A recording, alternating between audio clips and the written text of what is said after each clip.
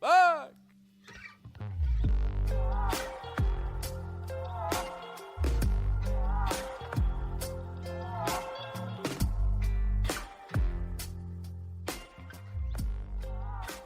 My name is Josh Miller. I own Riverstone Kennels, and I've been training gun dogs for more than 16 years. I have field trialed, I've hunt tested, but at the end of the day, I'm a duck hunter. You might find that the duck in our Duck Dogs podcast is spelled uniquely. The UK stands for my British Labs. I love my British Labs. I love what they offer me, both as a part of my family and the high motor in the field. As you're going to find, I have some pretty special dogs. Follow along in our podcast series here as we talk about both in the field hunting and in the field training situations that will hopefully help you progress with your dog at home.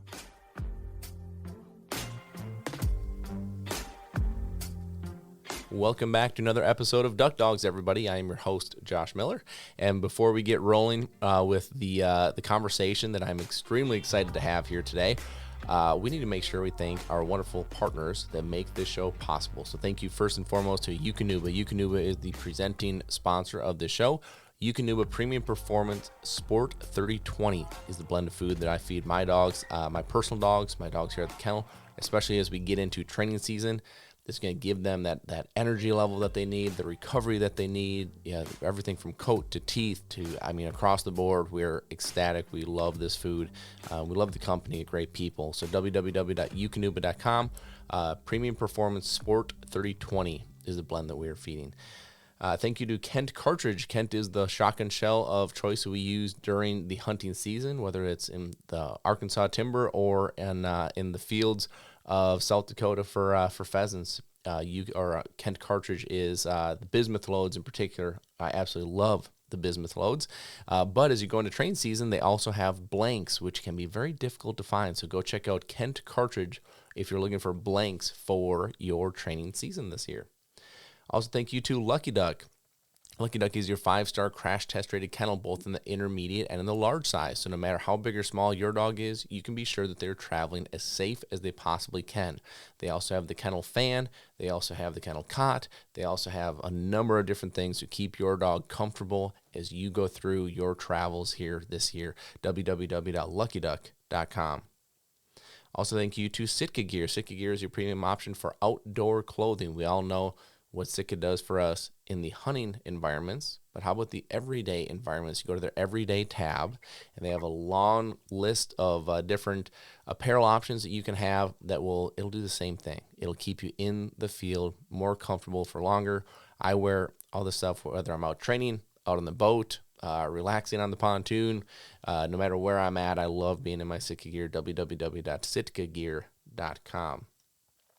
Also, thank you to Gun Dog Supply. Gun Dog Supply is your one-stop shop for all of your hunting and training needs. Whether you need poppers, whether you need bird bags, whether you need bumpers, these guys have you covered. They're one of the few places that cater to what it is that you and I love, which is working with our dogs. www.gundogsupply.com. You will not be disappointed. Last but not least, thank you to Retriever Roadmap. Retriever Roadmap is your go-to option for online training. If you're going to train your dog at home on your own, Retriever Roadmap will give you a video-based library to walk you through step-by-step.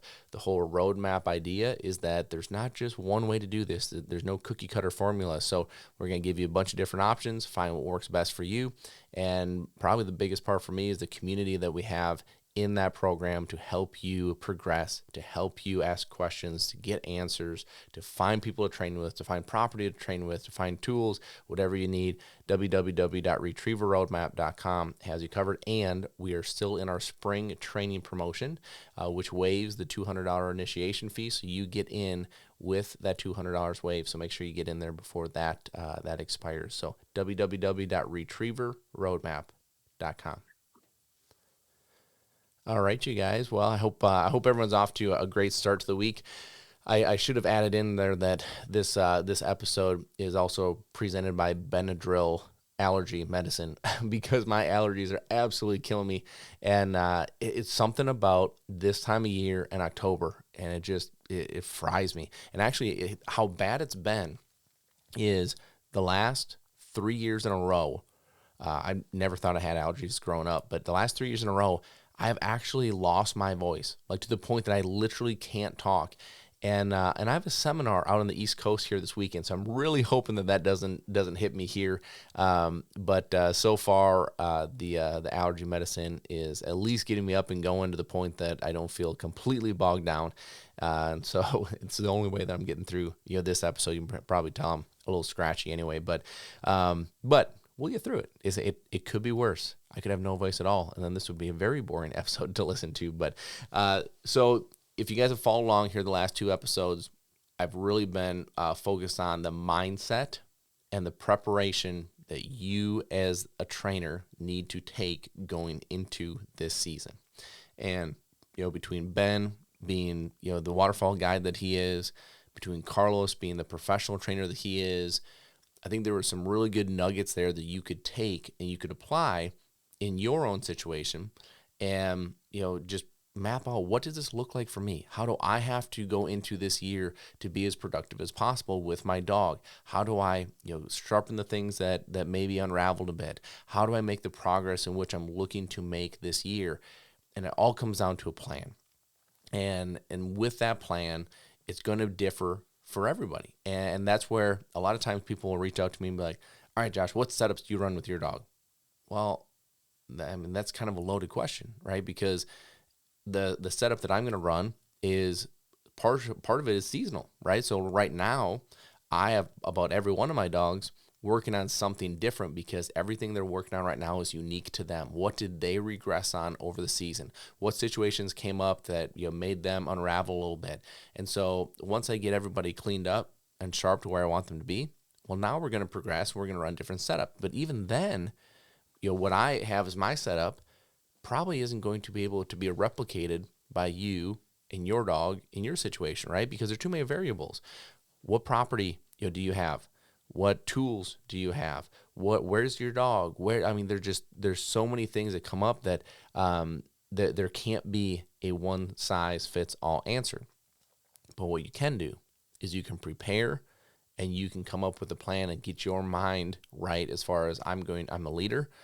I need to make this game plan. I need to go execute it. And if you follow along this with the podcast at all, you've heard me say this before, but find a reason of why you can, not why you can't.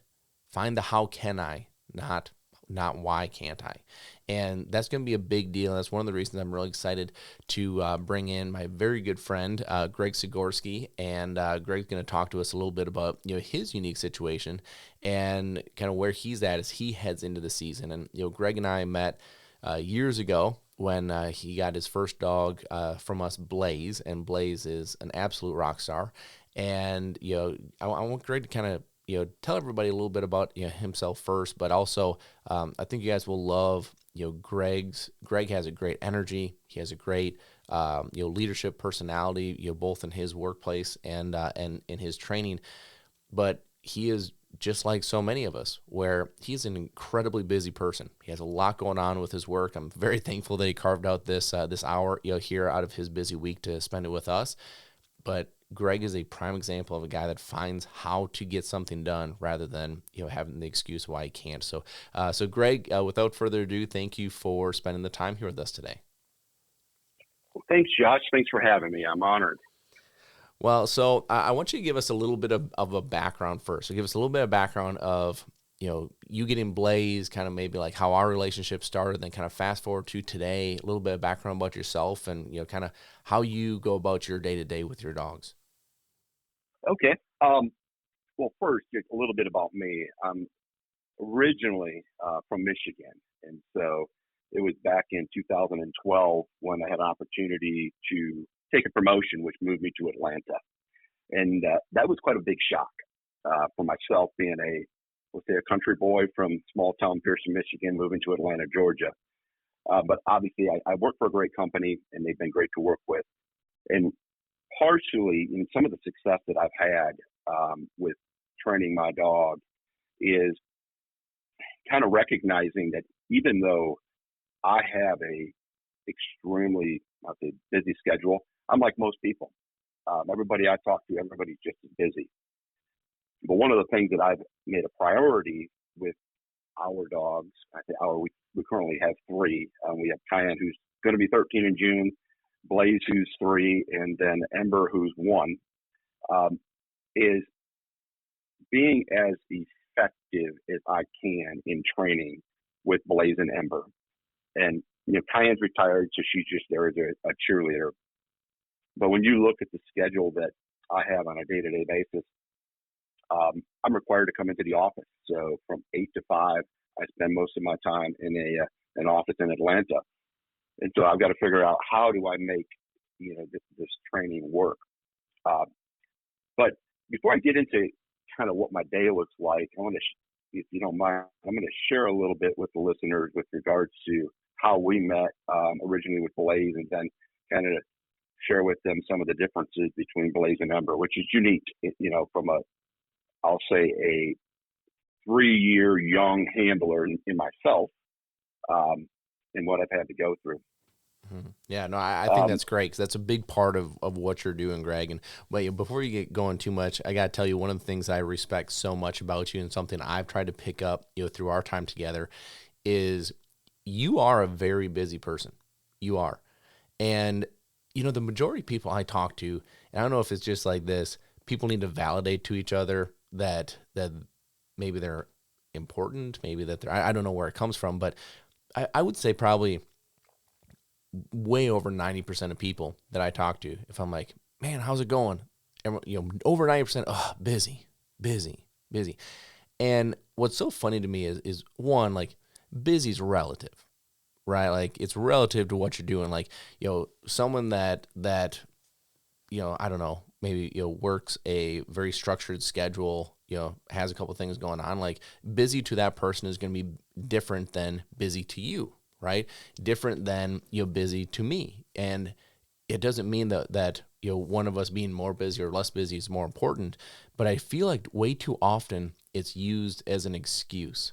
And what I love about you is, Greg, I don't know if I've ever heard you, like, when I'm like, hey, how are you? How's it going? I don't know if you've ever been like, oh, it's busy, right? If you've ever said busy, it's a good busy, right? Like, you have such a great energy about it. But nobody would ever know that you are as busy as you are because of how you carry yourself. And that's one of the things I adore about you, is just that. I mean, I always feel like when I'm with you that, like, I am your priority, right? And I've really tried to incorporate that into my world and my life, and so I thank you for that. But that's a great quality that I feel like one of the reasons that you push and you are so successful in so many aspects of your life is because of that. Well, Josh, and I thank you for that as well, because I actually strive personally to try to be glass half full versus half empty, because especially today, this is another episode. It's so easy to get negative, and it's let's just be positive and try to move forward. And that's kind of been my mantra, if you would, even in the corporate environment. Yeah, I think it's true throughout life. But going back to your and our relationship, and I know in a couple, it seems like we've been friends forever, but it was actually only 2020. Isn't that crazy? It does feel like it's been forever in a good way. It does.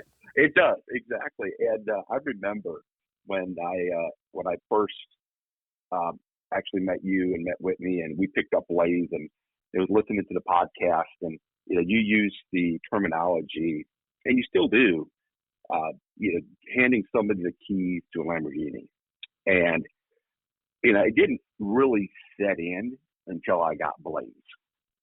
And I can say, growing up, my first car was a manual transmission, but it was not a Lamborghini. It was a Ford Escort. There's a big difference. And it was so much fun. I say fun still is with Blaze. He is just an awesome dog, but it's so much fun working with him. And he's got, I would say, in my opinion, he's probably a pup that, Riverstone really, truly tries to produce because of all of his capabilities. He's got this big, and I'll say it's a nasty motor, that he's so soft and relaxed when he needs to be in training, and in hunting, but he can amp it up anytime he needs to. He's very, very versatile. As you know, not only, we get out and hunt as much as we can, but I've had him competing in the UKC Elite Shed Dog competitions, and now it looks like he's going to be participating in some upland in the near future, which I'm excited for as well. But probably the thing I'm most proud of with Blaze actually is Happy Tail. And I don't know if you're familiar with what Leanne has done with Blaze in that regard, but it's testament, I think, to the genetics as well as to the Retriever Roadmap program. So Leanne took it upon herself with Blaze to basically go get him certified, so they could go together as a team and go into hospitals and make the rounds and meet and greet patients and staff. And what is amazing is Leanne and I have that connection with Blaze. She truly supports me and understands me with all my quirks with the hunting and the training side. But that's kind of her, her connection with Blaze. And I just love that when I get the call back from Leanne and she is so excited to tell me how their day went. Blaze is truly a gift in my opinion. Now, from a training perspective, there's some things that I learned early on, with Blaze. And while he's got this big, nasty motor, he is really soft.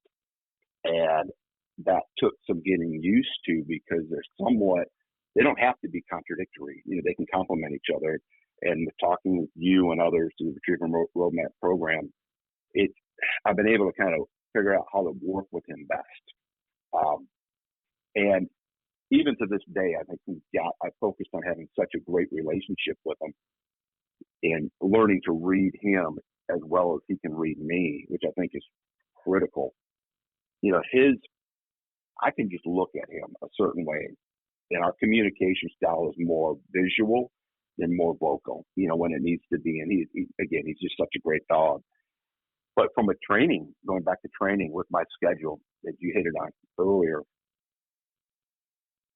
8 to 5, I'm in the office. So I've got to figure out how to make this work.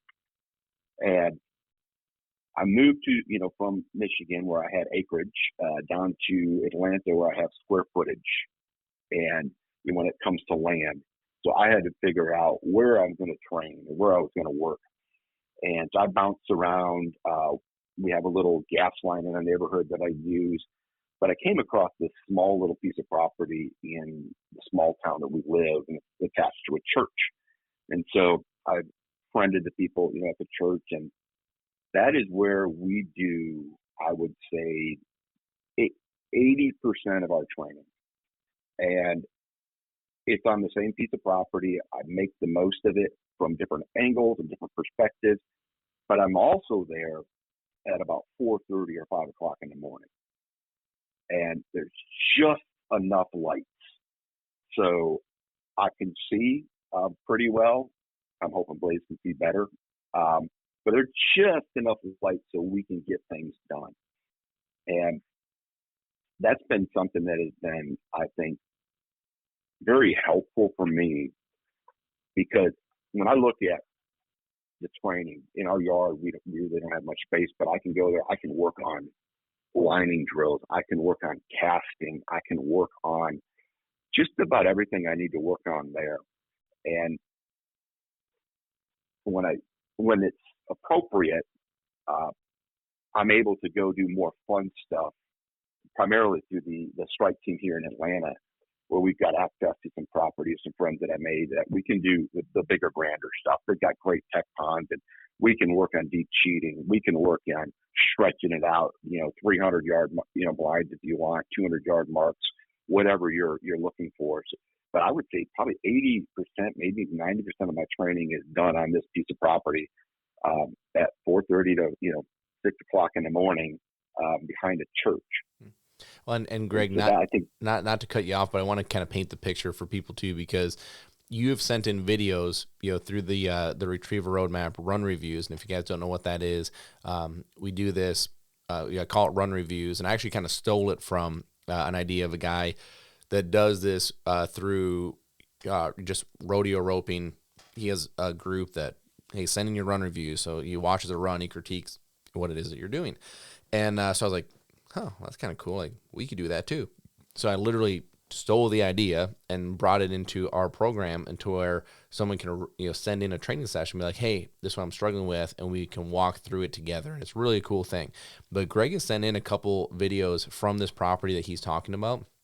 And I have seen Greg in the dark with what seems to be some sort of lighting, maybe that around the church. So there's like, there's somewhat of lighting, but it's definitely still dark. I've seen cars going on, in the background. Of course, scares the heck out of me because I don't know it. But obviously, Greg's never gonna put his dog in a bad situation. But it's like when he's talking about this, like this is like he is truly finding a property and making the most of it. And again, in Atlanta,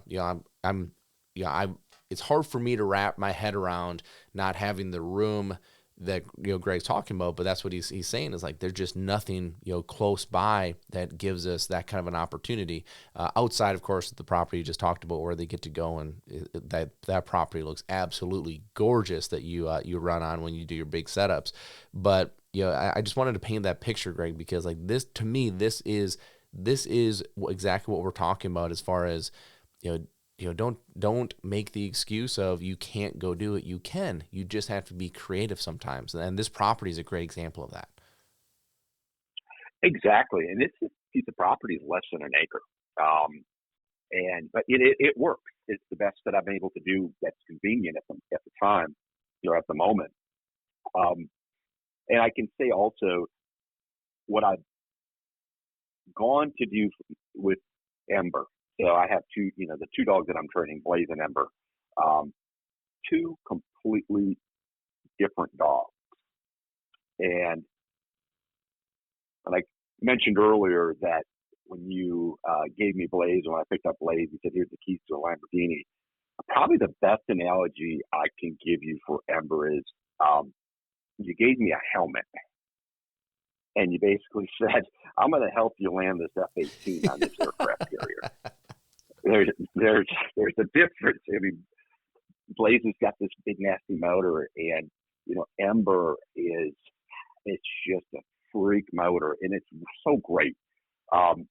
When everything Ember does is hard and fast, and so when I'm looking at training both Blaze and Ember, I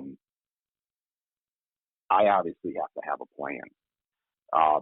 How I train Blaze and how I train Ember is two different styles, because Blaze is so soft and Ember is, she's hard as a rock.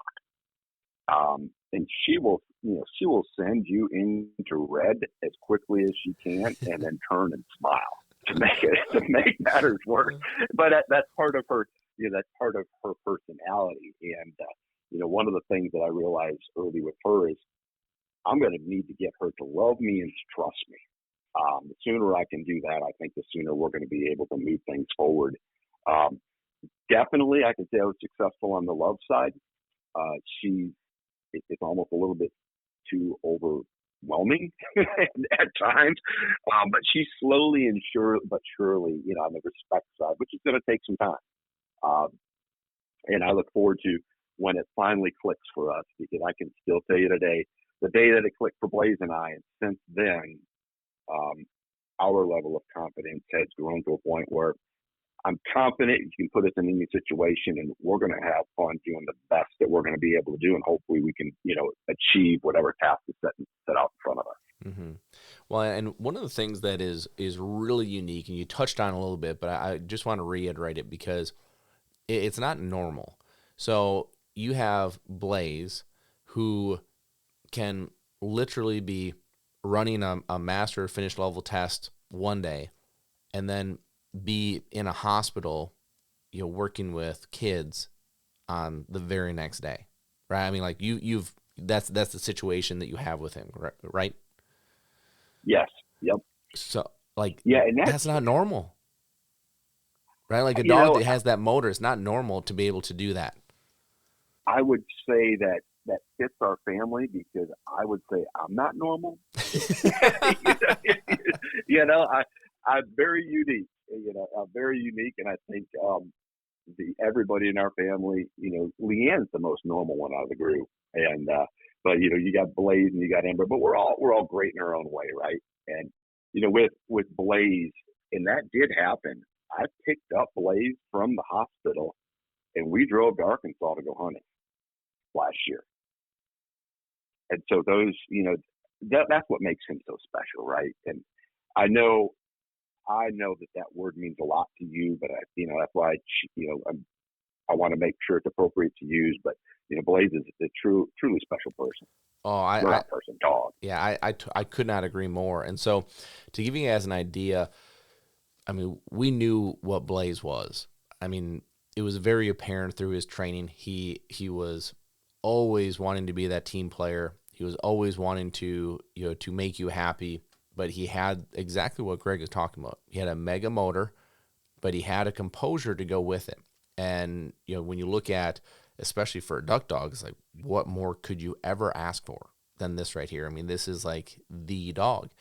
And so when Greg was getting his next dog in Ember, it was, and correct me if I'm wrong, Greg, I think it was Solo's very first litter, wasn't it? Correct. Yep. And so Solo, you know, and you know, I'm not gonna dig down, you know, this road, but you know, for us, when a dog gets to that special status for me, and okay, they're gonna be a part of this team, they're gonna be here.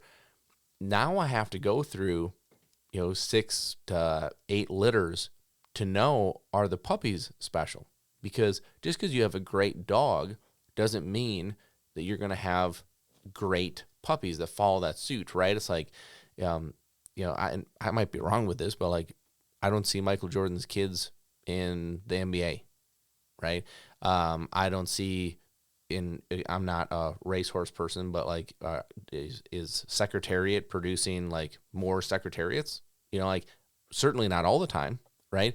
And so we don't know that just because there's a special dog, that's going to produce special offspring. So having someone like Greg, for me, to get one of those early on puppies is huge because he has a great measuring stick to measure against. He knows what the process looks like. He knows what we're going for. He knows all this.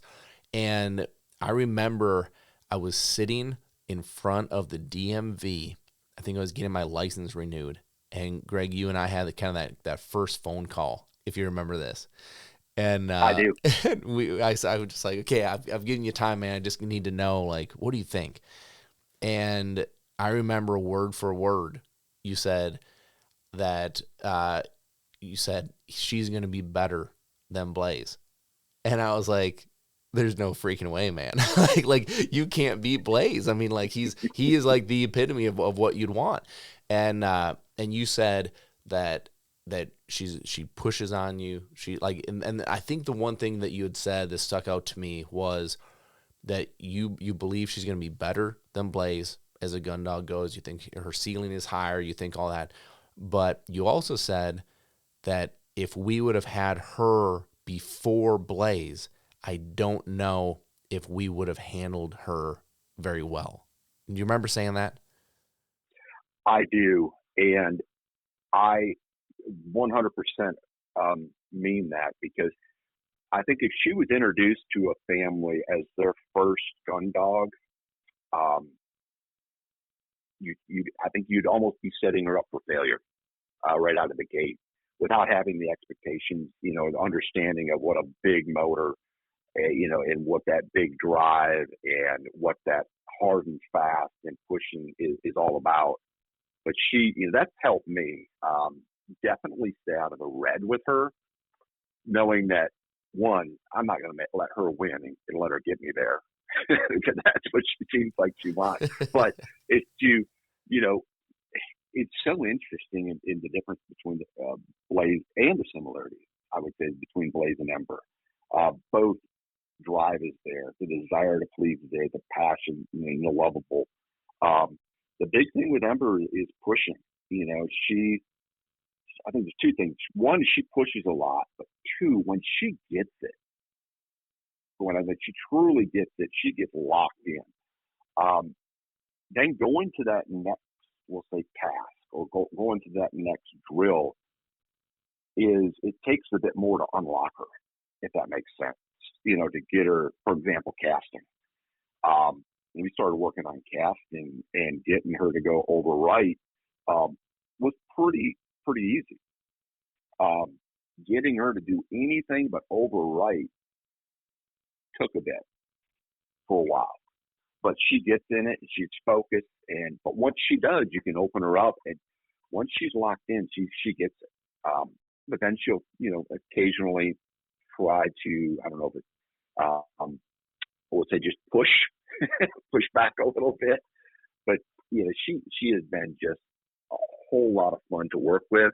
But I think it's because of the approach I've taken, having Blaze as the understudy, if you would, or the first dog round, to where I'm able to kind of reflect and look. Mm-hmm. Well, and so that's what I want to dive into. I want to dive into your approach, because I think that's where, again, with going through with Ben and with Carlos, and they have very different approaches. And I would say what's so interesting about this, and I think this is where a lot of people will be able to connect with you on this, Greg, is, one, you hunt a lot. You have your camp in Arkansas. I know you travel, and so you hunt a lot.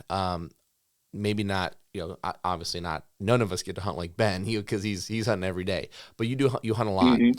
And then on the other side, like you're not a professional to where you have all the tools, all the setup, all the everything, and you are learning with. And I think this is what to me has made you so successful, specifically with Ember, is you didn't walk into this saying, "Hey, I'm going to go get Blaze 2.0." Like you knew that, and I know everybody listening is being like, probably thinking, "Well, I would never think that," but people do. I mean, it's hard not to. I mean, you have a very special dog. You're going to get number 2.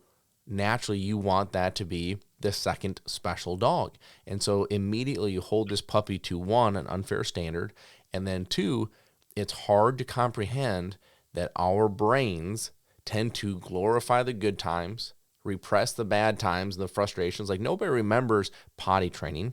Nobody remembers the chewing up the rug. Nobody remembers those growing pains as a puppy, right? So here you have this 6-year-old Finnish dog that is special, the dog of your dreams, everything else. You get this puppy, you're like, what the heck? Like, why can't we get potty trained done? You've been doing this for 4 days.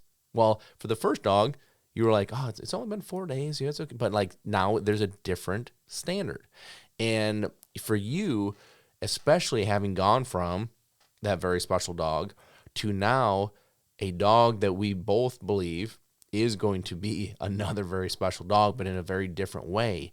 Like that motor, that level of drive, that level of ceiling that we believe she has. And so, talk to us a little bit about your approach. So, from after season, like how are you approaching, like coming into the spring, going into the summer with these two? And then what is your goal as you look forward to the fall? Like, what are you trying to accomplish with these two dogs? Again, both being so different and at 2 very different levels. Like, what is your goal as you go through this? What's your approach? Great question. And just to give some background, Ember has not been hunting yet. And so the approach with her is more on the foundation, I call the core foundation, and different from where I'm at with Blaze. But let's talk Ember first. So currently, Ember is, we are really, really working on the core foundation called the obedience side of it. And the reason we're doing that is twofold. One, I did that with Blaze, and it seems to work out all right. But with her big motor, her big desire, and you've seen her in action. If she's sitting there waiting, she won't break. But she's pumping those legs, just waiting for something that sounds like her name to go. And so, we're really, really working on the core, I say the foundation, the obedience side of it. Or, some may call it the maintenance. My goal with her is this year, I want to get her through or introduce her and have 2 passes within season of HRC. And the reason I run HRC and most frequently I've had started with AKC, it's more for me because I did not have access to this grand property until more recently. And it was an opportunity to pay some money and go train or, possibly do some great things on different properties and expose them to different things. So how am I going to get there, with Ember? We're going back to the church and we're really working on the fundamentals. And I said the fundamentals right now, it's more this whole week. So I'll break it up into weeks. This week has been all about the whistle. And so for me, I want to make sure she's proficient and she understands everything about the whistle. And whether it's whistle sit, if she's in heel, whistle sit at a distance. And I focus in on my task at least for a week. I really want to kind of drive it in with Ember. Only because I think she requires a few more reps than Blaze did through his training. But once we get past, we'll say the whistle side of it, we started and flirted with casting. She's got that down. We've done the HRC started. We've done the AKC junior. Her marking is phenomenal at her age. So I know she's going to be able to do all those things when it comes down to it. Now she's going to have to gain experience, and the only way to gain experience is to be in the moment and be able to figure it out. But my goal with her this whole summer, here through basically to the end of June, is going to be, I want her to be proficient at everything through a whistle, basically whistle sit in route, and be able to cast over right, over left, and back. And so that is my goal, and I've got it kind of laid out in my mind what that's going to look like through the end of June. And with that, each week, how I approach it with Blaze and Ember is I'll go ahead and I think kudos to you, kind of steering me in this direction. I've got a pad of paper and I write down the goal for the week. And it's all part of the bigger goal, but I know I have to chip away at it. And we focused in on those, every week. And then most of the time, we're successful, but not all the time. Sometimes we got to go backwards. So from Ember's standpoint, that's where I want to get her in the short term. But the one thing I'm going to have to look at when it comes hunting season, she will still be 1. She actually turns 2 in November. She'll probably be redshirted. And the reason I say that probably is I also have a dog that can hunt in Blaze. Right? So I don't need to have her there to actually pick up birds, but I want her there to watch it. I want her there to experience it. I'm hoping as she matures that'll really help her with that motor. But I think when the time comes for her to go get the bird, I'm confident that she's going to be able to do it. So, and then go ahead. Go keep going. I have so much good stuff here. There are a couple nuggets I want to jump in, but keep going. No problem. And then on the Blaze side of it, with Blaze, he is 80% core and probably 20%, we'll say, fun stuff. We hammer in obedience, and I say hammer in obedience. They are part of our life. We don't have children, so we actually have 3 dogs that have taken the place of any children in our life, and they're part of our life. So the obedience side of it for me and for Leanne, majority of that we can do at the house. the other part I do at the church, and then when we get to go have fun, we go down to the property, with all the tech ponds and whatnot. But in the house, it's making sure that he's on place. There's simple things that we can do, and we just keep reinforcing that. We live in a neighborhood where there's a lot of children, a lot of people, a lot of noise, and we like to sit out on the driveway and have a cocktail in the evening, especially in the summer. We bring out the mow marshes and set the dogs there, and just let them sit there and watch the world go around. And there's temptations every which way you can look, from bees flying around them to all the kids that want to pet them. So part of that is we bring them into our lives, and from a obedience standpoint, we want to make sure that they're extremely comfortable in everything that we do to kind of relax them and also relax others when they're around them. But from a technical standpoint with Blaze, my goal to the end of this year is we're really working on the finer details. What I mean by the finer details, Blaze is efficient, meaning that if he thinks he can cheat a bank and it's going to be quicker, he definitely considers it. So we've been working on de-cheating and kind of tightening up some of his, as he comes into heel with his hold.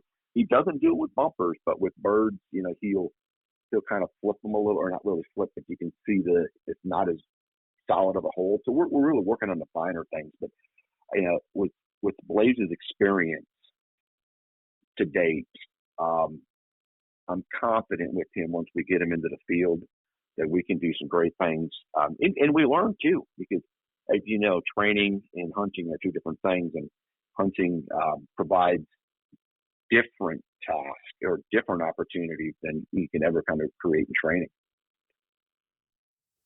Man, there was a lot of good stuff in there. Okay, so I have a couple things I just took notes as you were writing or as you were talking, because I didn't want to forget these. So the first thing, and you already stole it from me, because I was going to say, Greg, I'm going to guess that you write these things down. And so you already stole it from me, because you do. But one of the things that I loved is when you talked about Ember and you talked about your goal, you specifically said 2 season passes. You didn't say, I want to run her in seasoned. You didn't say, I want to see how she does. You didn't say, you're very specific. You want 2. You want 2 seasoned passes with her. And, it's a fact when you write down goals that it's exponentially higher a chance that you're going to go achieve those goals. So writing it down is good, but also being intentional as far as put a number, quantify it, make it to where you can reach out and touch it. Because if you instead of specifically saying 2 season passes, if you had just said, well, we're going to go into season and hope to pick up a couple passes, it's the same thing. But when you don't have a measuring stick to know, hey, am I achieving this or am I not, you are naturally going to fall on the short end of that stick. And so I'm a firm believer in this is having goals you can quantify. We do this as a team. At Riverstone, I'm very big on personal and team growth. And when we do these things, when we set goals, we're setting goals that we can quantify. Did we achieve this? Did we not? Did we win or did we lose? Did we succeed or did we fail? And a long time ago, I had an employee that he just, great guy, young guy, could not understand and get this part of it, right? And so one of his goals every single time when we sat down and do yearly goals was, I want to be rich. And I'm like, okay, well, let's quantify that, right? Because rich to somebody could be that I'm not living paycheck to paycheck. Rich to somebody else might be I have $1 million in my savings account, then that it's sitting there. And so let's quantify it. Give me something. Nope. I just want to be rich. Well, although I don't know, I'm gonna go out on a limb here and say he's probably not quote unquote rich today. Right? Because you have to have something to measure. And I love that. And I'm going to guess you do that in more aspects than just this, Greg. Yeah, and I do. That's one of the things, even actually personally and professionally, I've got 3 different notepads, we'll call them. one for the dog, one for personal, one for professional. But you hit the nail on the head. For me, by having those goals there, it's a reminder, right? And I look at those often, and I measure myself or measure our progress compared to what the goal was, and it's for me, it really and truly helps me go from being productive to being effective. Because for myself, and I, again, mentioned I've had these on my board, but productive is about producing results. But for me, effective is actually about being successful in producing an intended result.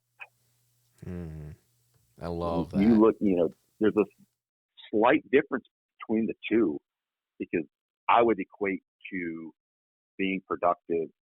You could say you're being productive by going through the motions to some level, but the intent, that's the difference between productive and being effective, is the intended results. Going back to goals real quick, with Ember, and I know the 2 season passes, and then with Blaze, the short-term goal, we head out this next weekend with the intent of wrapping up his Finnish title. So he should be able to wrap that up this coming weekend. We're going back up to Nashville to see if he can make it happen. I don't know where I want to jump next, because this is so good, but like I love the difference between those two words, because that's I feel like you can take that for granted, right? Like those two words, you put them side by side and they seem very similar, but the one is the intent. I used that phrase I think a podcast or two ago, that you're intentionally getting better or you're unintentionally getting worse. It's one of the two, right? And so intent has so much to do, whether this is progress with dogs, professionally, in life, right? If you're not intentionally going out and getting better or progressing in the direction you want to go, like you said, you can go through the motions and make the argument that you're making progress, but to truly go out there and intentfully say, this is what I do. I think quantifying it is a big part of that. Let's quantify it. 2 seasons passes, not run in season, not get a couple season passes, not see how we do in season. 2 season passes, quantify it. Okay, so now you have something to reach for, and it's very obvious. Did you pass or did you fail? And if you succeeded, nobody says that number can't change, right? Okay, so now we won 2, and now we go, well, why not get the other 2? Right? Let's get the 4. Let's move up. I mean, there's so many things there, and I love that. And like you got me jacked up now, because I could stay in this like zone the rest of the time, but I don't want to take up your whole day. So what I want to switch to is, I loved what I'm going to call the opportunistic training that you do with your dogs. And the reason I want to hit on this is because I think we all have this perspective or this thought in our mind that a training setup has to be at a technical pond with launchers, with real ducks, with guns and poppers, it doesn't. And I would argue the vast majority of the training that needs to be done doesn't need that. Now, you can do a lot of this stuff without it. So, for you, being opportunistic in the situations, hey, we're having a cocktail with my wife and I, and our dogs are going to sit on place as the neighbor kids ride by, and there's commotion going on, and they're like, that is training, and it's opportunistic training, and that is going to make you better when you do get into the field and can run those big setups. So I love that part of it. And so, Greg, like how much do you think opportunistic training is maybe part of your natural routine that you guys either consciously or subconsciously go through? I think, one of the things that Leanne and I, we agree on a lot of things, and if I can add it to the list, is we needed to be consistent with our approach with the dogs. And so from an opportunistic training standpoint, it's a large portion of the training that we do. I say large portion, any chance that we can get, even in the house, there's a routine. We have dinner, and we want to make sure that they're not interrupting us while we're eating. So we trained them on place, and we've done it so often, and we've been so consistent that it didn't take long before the dogs realized that, you know what, when they hear the plates coming out and the silverware, they'll go up and get on plates themselves. And that part of it, it's all part of the training. And we get compliments all the time that these dogs don't beg for food. Well, they've never had real food, people food. It's their food. That's their, they go back up the place and they wait until we're done. Now, the moment we're done, they're excited to get off. But we use the opportunistic training quite a bit, even with my travels. And again, the training that I do is in, I'll say, short increments. If people think that I'm out there for hours or two at a time, now it's 15 minutes, maybe 20. And especially with the Atlanta heat coming up, it'll burn a dog out in 5 to 10 if you're not careful. So a lot of my training, if, at the church or whatnot, it's only 10, 15 minutes. But I have to be effective, right? And I got to go in there looking to improve on something, whether it be, a tighter turn into heel or improving the way I'm casting, making sure I'm more consistent. But I go in there with a specific intent to try to be improve on something that time or something that day.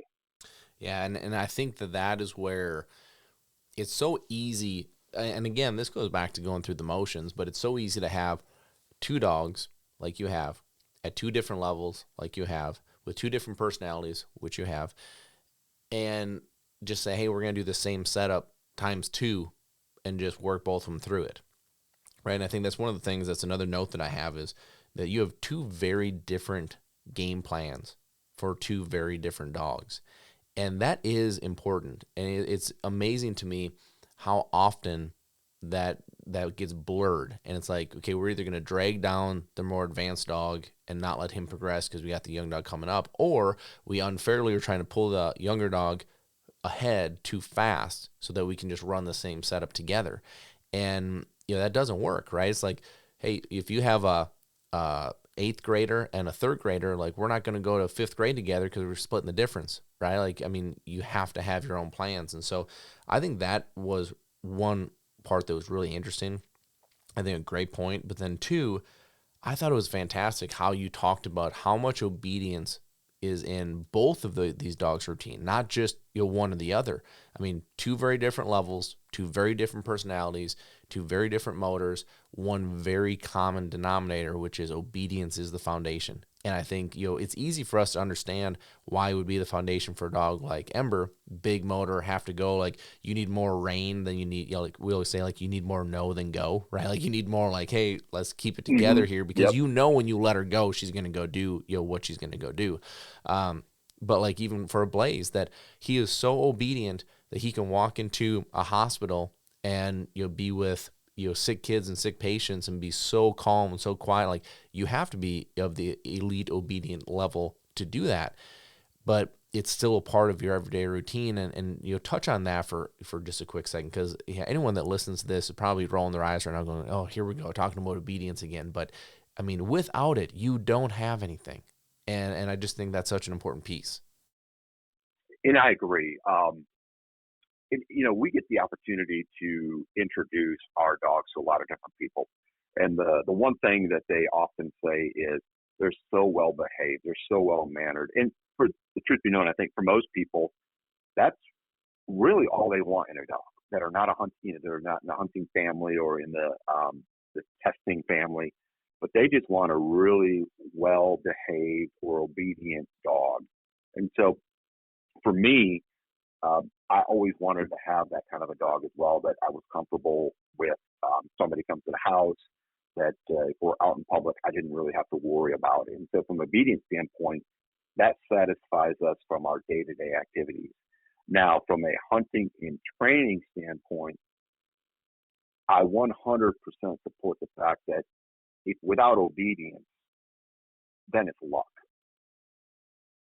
Because you got to have that core, that foundation, Because ultimately you end up building that level of trust and respect to where you're an actual team, a team working together. And I've said before, it's one of the things I think for me, and I realized early on, to maximize the potential, of either Blaze and myself or Ember or myself, that I needed to be able to earn that trust and create that bond. But I guess as importantly too, I need to be able to read the dog as well as the dog can read me. And I say that because here's a quick little example. Early on, and I called you on this. This was a while ago with Blaze. I'm like, dude, this guy's special because he's reading my mind. And what it actually was, and I didn't realize until I went back and looked at my video footage, when I was recording, I was stopping Blaze en route. Like when we were doing casting and he would take a line that was off, I would stop him. But before I could blow the whistle, he would turn and look at me. Stop, turn, and look. And I'm just like, I'm thinking in my mind he needs to stop and turn, and he does it. Being able to read the dog and understand what he was actually picking up on. This is before I learned I had to have the whistle in my mouth at all times. He was hearing the noise of me grabbing that whistle before I blew it. And so in his mind, he's listening and reading me, and I figured out, well, that, those type of things, you need to look at some of the finer details and be able to read your dog. And that example I gave, I remember chuckling about it later on, but I thought I just had this special dog and we were going to go on America's Got Talent and win it. From that standpoint, because he could read my mind. But it was actually, him hearing me grab the whistle before I put it in my mouth. Now, same thing with Ember on casting. She does everything hard and fast.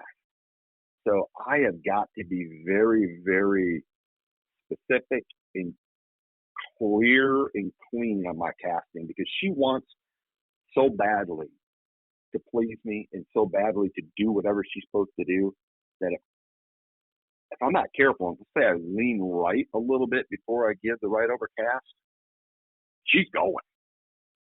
Because she's looking at all that stuff before I can actually make the cast.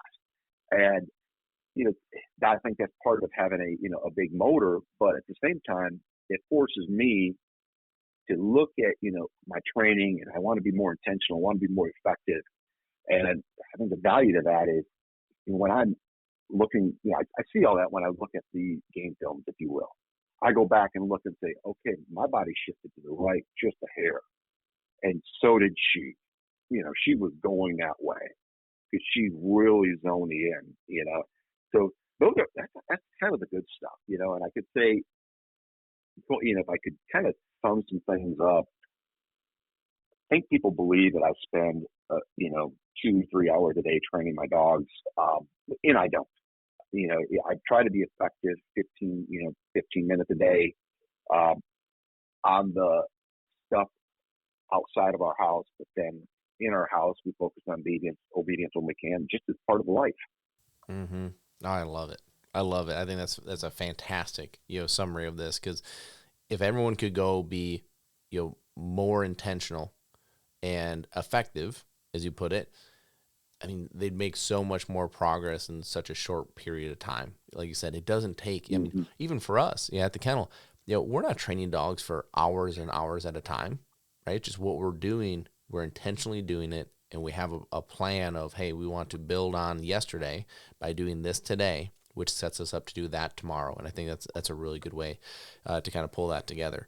So, Greg, to be respectful of your time, I want to start wrapping this up, but I do want to go over some dog bowl questions because we have to do that. All right. So I'm going to pull. So we'll kind of see what happens here as far as what this. This is a great one. This is a great one. I think, Greg, would be really interesting for you based on what you had said before about redshirting Ember. So what is your checklist in order to hunt a dog? Looking to focus on training for the first season /winter.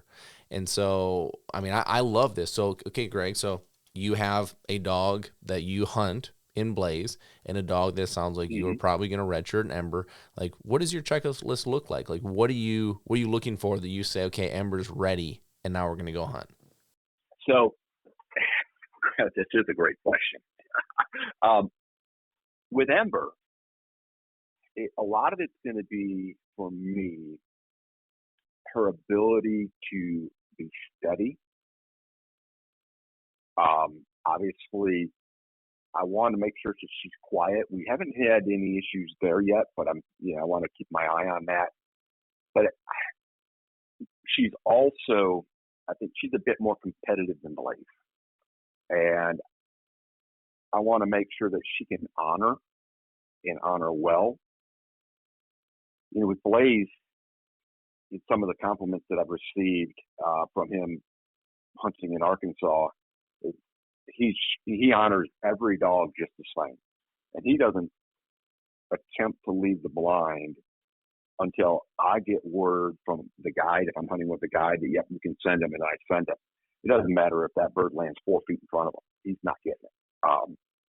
So I know I have high standards and high expectations, and Blaze has kind of paved the way for that. But with regards to Ember hunting, the big thing for me is I want her to be a pleasure in the blind. I want her to be a pleasure in the blind, to be with, so I can get invited back. But then going forward, I think taking that year of redshirting should help in her abilities to be able to mark, kind of, look at these situations, get the feel for everything that's going on in the blind. It'll be interesting. Now she could surprise me and let me know that she's ready to go. But those are some of the key things that I'm waiting for, to see in her, that she's going to be able to handle it.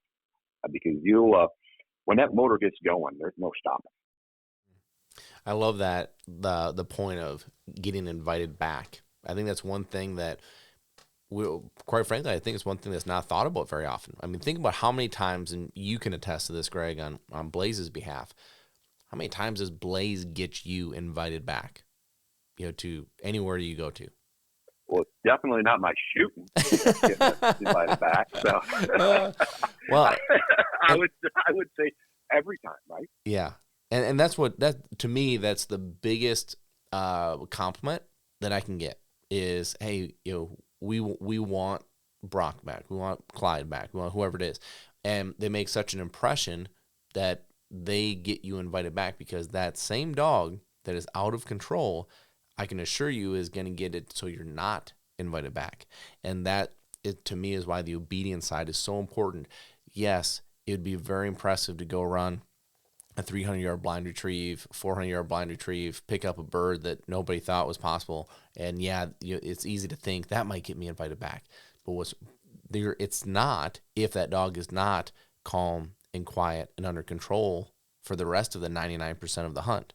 Right? If they're whining, if they're jumping, if they're out of control, it doesn't matter if you ran that blind flawlessly or not, because no one wants to sit here with this dog going out of control in the blind. And so, that is such a big piece of it. And for me, one of the things that I always find it very rewarding is when we go to tests and we get a compliment from specifically a judge that's like, oh, like your dogs are always just such a pleasure to watch. But the reason that I believe that they're such a pleasure to watch, well, one of them, a big reason, is just this answer right here. So what is the checklist for my dog? So for a checklist for me on a test is, I want my dog to be at a finish level before they run season. I want to be at a season level before you run started. So the level we're running at is way below where their capability and where their training is. It's a walk in the park, right? This is easy. Like, show me something hard, right? That's what I want to be. I want to be leveled up and then go, because I don't want to go in here, waste my time and effort and money to go in here and be like, gosh, I hope this one works. I hope this one works. I'm not looking to hope to get a pass. I'm going to a test to validate what I already know. Like, a ribbon's not going to prove anything to me as far as like if I'm on the edge of like, I'm not quite ready for season, but we made it through today and we got the pass and we squeaked that one by and I can't believe the judge let that go and gave me the pass. I'm not looking for that. And so for me, it's always been a step ahead. So what does that mean from a hunting dog? Is that I want my dogs at, I'm going to say quote unquote finished. I want them to be through their training. I want them through their training and done to the point that I feel so confident we can walk into any environment, any situation, and we're going to go be successful. Because I know as soon as I walk into a hunt, now all of a sudden everything is uncontrolled. Up to this point, everything's been controlled. I control where the launcher throws the bird. I control where the blind is set up. I control everything about the training setup, and I can't do that anymore. So I want them to be at that professional level. I think if you're going in being like, I don't know, we'll see how this hunt goes, I just think you're setting yourself up for failure. Can it work out? Absolutely it can work out. But I don't want to flip a coin. I want to have put in the work so I can go confidently into that hunt going, we're ready for this. And I know that they're going to handle it well. And so that's what I would look at to answer this question. And what am I looking for? I want that dog to be ready, right? Like ready. So let's do one more here, Greg. And so do you have any openings left for Strike Force event coming up in March? And what is your favorite part of the event? And so this is interesting. So first off, yes, as long as you're a Retriever Roadmap member, it is an invitation to come to this event. So reach out to us. Let us know if you want to come and get on the list. We do require you to RSVP so that we know how many people are coming, so we can set up the number of train stations necessary to keep everybody occupied, the dinners, the lunches. Of course, we want head counts for that, so let us know. But if you are a Retriever Roadmap member, yeah, absolutely, we have room. What is my favorite part? I'd love to know Greg's answer to this. Like, Greg, what was your favorite part of Strike Force last year in Wisconsin? So last year, if you recall, I had Ember with me, and she was very, very young.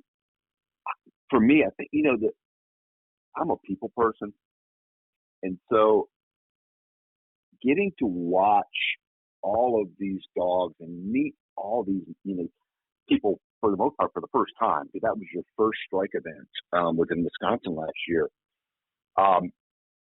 My favorite part is just interacting with the people, kind of learning their story, how old's their dog, where their dog from, where they're at. But I think it's the friends that you make in the relationship that you develop, from that group. And you can still do this online. You can still do this locally. But having that event and being able to come together as a team, from there, I've developed some very, very good friendships, if you would, with different people across the country that I would not have met otherwise. So for me, it was about the people. That was my favorite part. Mm-hmm. Yeah, I think that's great. And it is. I mean, that's what's made this community so special. And I mean, I just think we got lucky with it, but my goodness, there's some fantastic people that are in that community and that group, and that is what makes it so fun. If I were to say what's my favorite part was actually when we all got together and would run, one or two dogs at a time in a very group-like setting, so everybody can sit and watch, and then Lewis and myself can sit there and make critiques or make points. And I know it could be nerve-wracking, for some people to be standing up there in front of the group, especially when stuff does not go right. But I just feel like there's so much learning that can go on there. I mean, it's tough to learn for a lot of people when you're up in front of people running the dog and in the moment. It's hard because your brain's going 100 miles an hour. You're emotionally invested into this moment because you don't want to be embarrassed. You don't want your dog to mess up, and you want to do it right. But being able to step back, put the dog away, watch somebody else, pick up on some nuggets or some advice, when your mind is clear and open, your ears are open, easy to accept. I think that was my favorite part. We had some really fun, setups that we got to run with people and saw some great dogs and, some great, people. And I just think that was my favorite part. and I'm really looking forward to. We have some couple. I'm not going to spill the beans here, but I have a couple things I'm working on that I think is going to make this really, really fun this year, and so I'm really looking forward to it. So, so Greg, to be respectful of your time, thank you so much, man, for taking this time out of your busy schedule, out of your day, to spend it with us and talk over this, because I just think this is so valuable. Look, like, there are people like Greg that are being extremely successful with their dogs, and in the environment that he talked about, getting creative, finding, a piece of property that they can do this work on, and doing it in the hours of the day that they're doing it. Like, yeah, I mean, it takes time and it takes effort, but if it's important to you, finding how you can do it and getting creative like Greg has, it's going to make all the difference in the world. So, Greg, thank you so much for taking the time here today. Thanks, Josh, and I truly appreciate it. All right, buddy. Well, we'll be talking to you soon. Go make sure those 3 dogs of yours get belly rubs and hugs from me, because I certainly adore every one of them.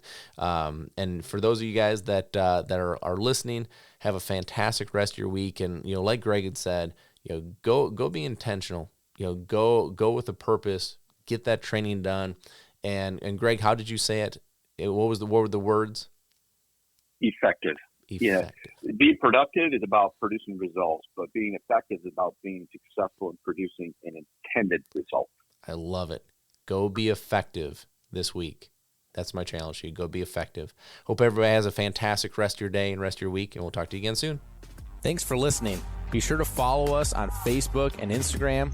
Leave us a review on iTunes, and a special thank you to DUK, because without them, we couldn't do what we do here, bringing this information to you.